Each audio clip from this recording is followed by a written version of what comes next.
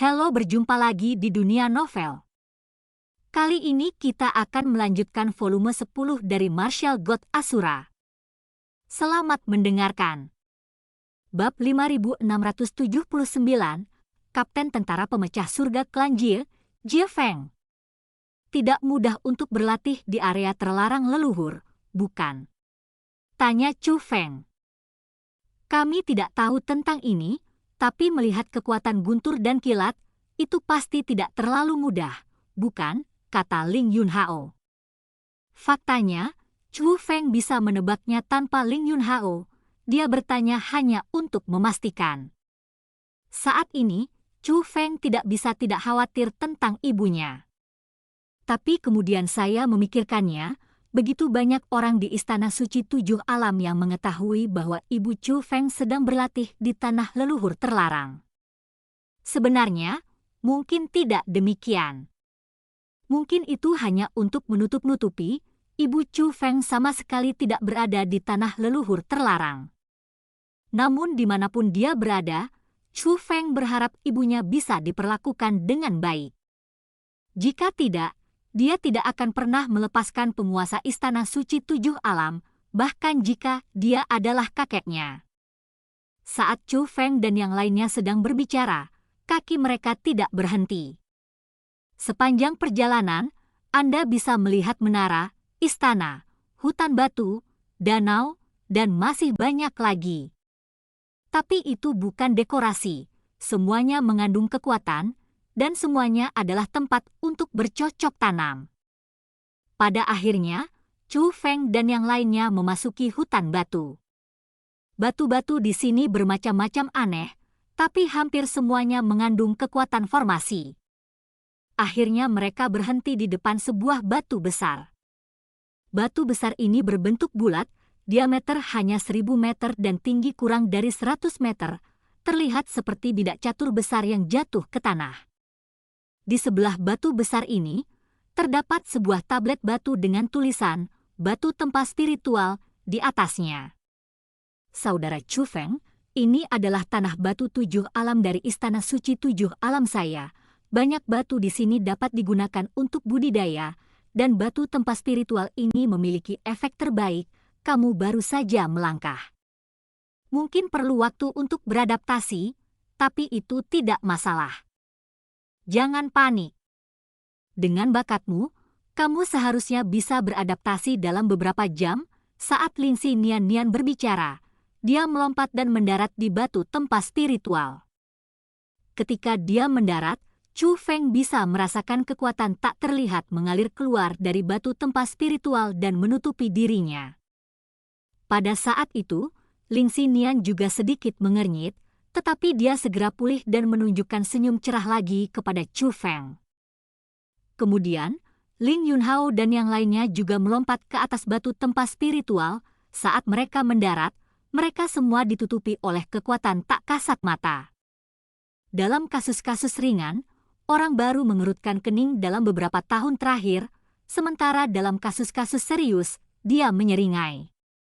Saudara Chu Feng, jangan takut, datanglah langsung. Ling Yunhao tersenyum sedikit, tetapi senyuman itu juga memiliki niat jahat. Aku di sini. Saat Chu Feng berbicara, dia juga melompat ke batu tempa spiritual. Saat Chu Feng mendarat, semua orang yang hadir menatap Chu Feng dengan harapan di wajah mereka. Mereka semua ingin melihat bagaimana reaksi Chu Feng. Tapi saat Chu Feng mendarat, wajahnya tanpa ekspresi. Dia merasakan kekuatan yang mengalir ke tubuhnya memang akan menimbulkan rasa sakit. Tapi rasa sakit seperti ini, bagi Chu Feng, tidak menyakitkan atau gatal. Hal ini mengejutkan Lingxi Nian dan yang lainnya. Beberapa orang bahkan melihatnya berulang kali dan berpikir bahwa Chu Feng menggunakan harta karun untuk melindungi dirinya sendiri. Namun pada akhirnya, diketahui bahwa Chu Feng, seperti mereka, biasanya dapat menahan kekuatan batu tempa spiritual ini. Tidak merasakan sakit. Ling Yunhao bertanya.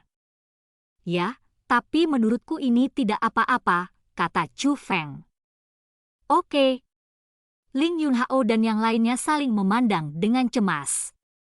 Mereka masih ingat penampakan menyakitkan saat pertama kali jatuh di atas batu tempat spiritual. Hampir tidak ada seorang pun yang masih utuh, bahkan ada yang melarikan diri begitu saja. Bahkan jika mereka telah beradaptasi dengan batu tempat spiritual ini setelah bertahun-tahun, rasa sakit pada saat pertama kali bersentuhan akan membuat wajah mereka berubah. Untuk pertama kalinya, wajah Chu Feng tanpa ekspresi, dan kemampuan beradaptasi ini cukup mengejutkan mereka. Di Istana Suci Tujuh Alam, tidak lebih dari 10 orang seperti Chu Feng sepanjang dinasti yang lalu. Saudaraku, Chu Feng benar-benar bukan orang biasa. Pantas saja Anda bisa menjadi orang nomor 1 dalam uji coba memasuki istana, puji Ling Xinian tanpa ragu. Cuma kulitnya kasar dan dagingnya tebal. Apa gunanya? Namun saat ini, sebuah suara terdengar di kejauhan. Menunggu dan mengawasi, di kehampaan tak jauh dari situ, ada 2 sosok. Mereka adalah 2 laki-laki. Mereka juga mengenakan baju besi yang sama dengan Ling Xinian dan yang lainnya, tetapi jubah di belakang mereka ditulis dengan karakter Jie, bukan karakter Ling. Ketika kedua pria itu sedang berbicara, mereka mendekat, dan saat ini mereka mendarat di batu di sebelah batu tempat spiritual. Mengapa kamu di sini? Hari ini adalah hari latihan pasukan pemecah surga klan Lingku. Melihat keduanya, Ling Yunhao langsung berkata, "Kenapa? Ini bukan hari kultivasi, jadi kita tidak bisa memasuki istana suci." Pada saat ini, sosok lain terbang. Itu adalah seorang pria dengan wajah tampan tetapi rambut putih. Dia juga terlihat seperti junior, sangat muda. Rambut putihnya diikat menjadi ekor kuda tinggi, dan dipasangkan dengan baju besi perak, dia terlihat cukup heroik.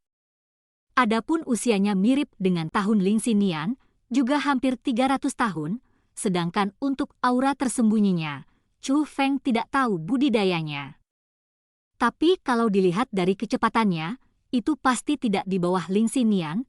Kemungkinan besar itu juga jubah naga abadi, dan bahkan mungkin lebih kuat. Kapten Jie Feng, aku tidak bermaksud seperti itu. Tentu saja kamu bisa memasuki istana suci kapan saja, Ling Yunhao segera berbicara. Tidak hanya nadanya yang sangat lemah, dia bahkan tidak berani menatap orang lain ketika dia berbicara. Dia jelas takut pada pria berambut putih bernama Jie Feng ini.